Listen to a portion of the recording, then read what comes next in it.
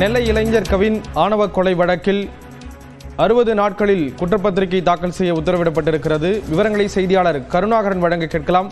கருணாகரன், விவரங்களை பகிர்ந்துக்கலாம்.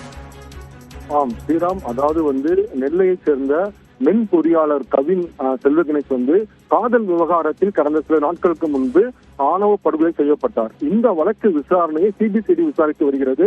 இந்த சூழலில் நெல்லையைச் சேர்ந்த பொன் காந்திமதி நாதன் என்பவர் உயர்நீதிமன்ற மதுரை கிளையில் ஒரு பொதுநல மனு தாக்கல் செய்திருந்தார்.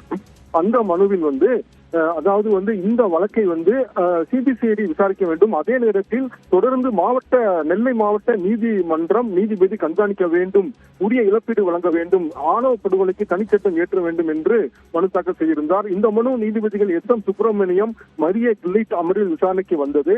அப்பொழுது அரசு தரப்பில் ஆஜரான வழக்கறிஞர் கூறுகையில் அதாவது சிபிசிஐடி விசாரணை நடைபெற்று வருகிறது. குற்றம் சாட்டப்பட்டவர் மற்றும் குற்றம் சாட்டப்பட்டவரின் தந்தை உள்ளிட்ட கைது செய்யப்பட்டுள்ளனர். முதற்கட்டமாக 6 லட்சம் இழப்பீடு பாதிக்கப்பட்ட குடும்பத்திற்கு வழங்கப்பட்டுள்ளது. அனைத்து வழக்குகளிலும் 3வது நபர் இந்த வழக்கில் தலையிட முடியாது. மேலும் 3 செல்போன்கள் பறிமுதல் செய்யப்பட்டுள்ளது. 6 CCTV பதிவுகள் பறிமுதல் செய்யப்பட்டு ஆய்வு செய்யப்பட்டு தடய அறிவியல் சோதனைக்கு உட்படுத்தப்பட்டுள்ளது என்று வாதிட்டார்.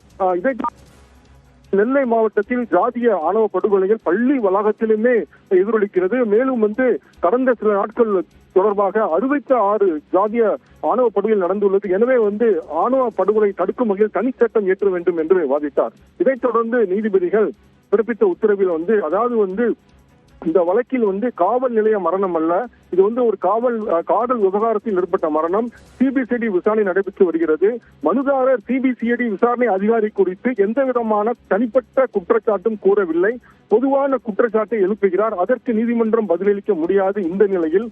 எனவே இந்த வழக்கை சிபிசிஐடி விசாரணை அதிகாரி 60 நாட்களில், அதாவது 2 மாதத்தில் விசாரித்து தொடர்புடைய நீதிமன்றத்தில் குற்றப்பத்திரிகை தாக்கல் செய்ய வேண்டும் என்று உத்தரவிட்டார். மேலும் இந்த விசாரணை அதிகாரியிடம் மனுதாரர் தரப்பில் ஏதாவது முறையீடு இருந்தால் மனுவாக தாக்கல் செய்து நிவாரணம் பெறலாம் என்று உத்தரவிட்டார்.